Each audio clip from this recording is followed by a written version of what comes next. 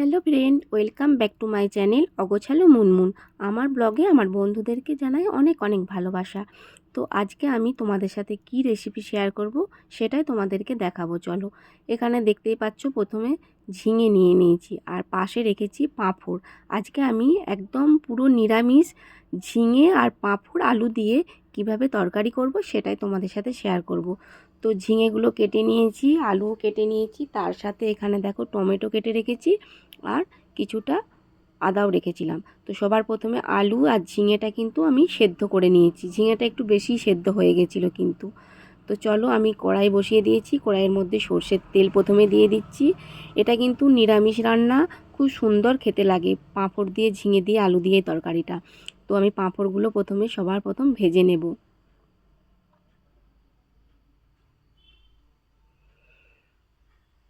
তো দেখতে পাচ্ছ সবার প্রথমে কিন্তু আমি পাঁপড়গুলো ভেজে নিচ্ছি।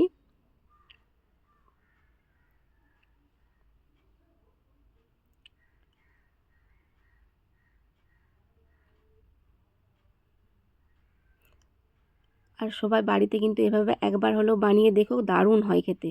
এবার কিন্তু আমি আরও তেল দিয়ে দিয়েছি। তো সবার প্রথম এবার কি করব, আলুটা আর ঝিঙেটা আমি ভালো করে কিন্তু একটু ভেজে নেব। আর বলেই দিয়েছি, ঝিঙেটা আমার কিন্তু বেশি সেদ্ধ করা হয়ে গেছিলো আজকে। এটা একদম নিরামিষ রেসিপি, খেতে কিন্তু খুব সুন্দর হয়। মানে যেদিন উপবাস থাকে সেদিন করলে কিন্তু খুব সুন্দর খেতে লাগে, বা কোনো কোনো দিন যেদিন নিরামিষ খাওয়া হয় সেদিন করলেও ভালো লাগবে। তো আমি আরও সর্ষের তেল কিছুটা দিয়ে দিলাম।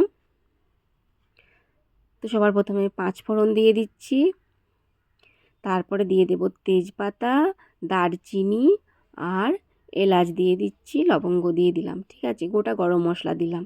আর আমি সবার প্রথম এবার টমেটোটা ভালো করে ভেজে নেব। তো আমি টমেটোগুলো কিন্তু ভালো করে ভেজে নিচ্ছি, দেখতেই পাচ্ছ।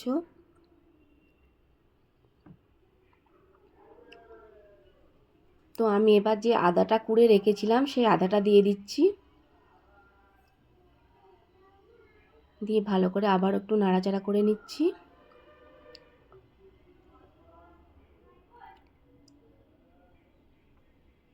এবার আমি অল্প পরিমাণে জিরে গুঁড়ো দিয়ে দিচ্ছি, কাশ্মীরি লঙ্কার গুঁড়ো দিয়ে দিচ্ছি আর হলুদ দিয়ে দিচ্ছি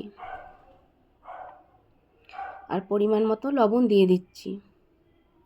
দিয়ে আমি এটা কিন্তু ভালো করে ভেজে নেব, টমেটোটা যতক্ষণ না গলে যাচ্ছে।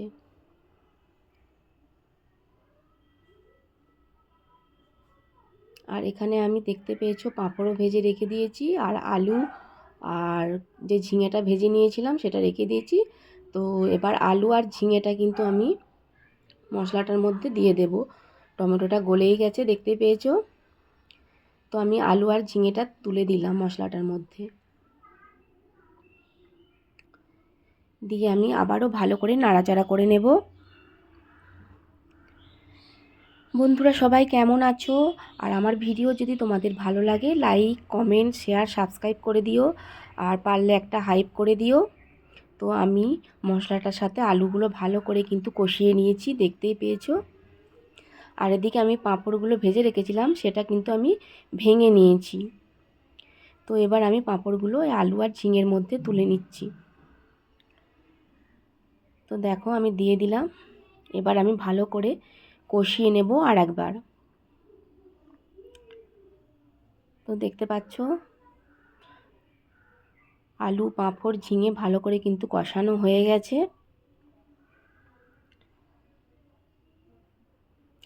তো আমি এবার জল দিয়ে দিলাম, পরিমাণ মতো কিন্তু জল দেব, বেশি জল দেব না, কারণ আগেই আলু আর ঝিঙেটা সেদ্ধ করে রেখে দিয়েছিলাম। তো দেখো জল কতটা দিয়েছি। তো এবার ফুটছে, তো আমি এবার ভালো করে ঢাকা দিয়ে দেব, দিয়ে বেশ কিছুক্ষণ করে নেব। তো ঢাকা দিয়ে দিয়েছি। তো চলো এবার ঢাকাটা খুলে দেখি কীরকম কি হলো। তো দেখতেই পাচ্ছ জলও অনেকটা মরে গেছে। তো দেখতেই পেয়েছো। তো একটু রসা রসাই রাখবো। এবার আমি গাওয়া ঘি দিয়ে দিলাম, যেহেতু নিরামিষ করছি। আর পরিমাণ মতো চিনি দিয়ে দিলাম, যাতে আরও বেশি ভালো লাগে খেতে। দিয়ে আমি ভালো করে একটু ফুটিয়ে নেব।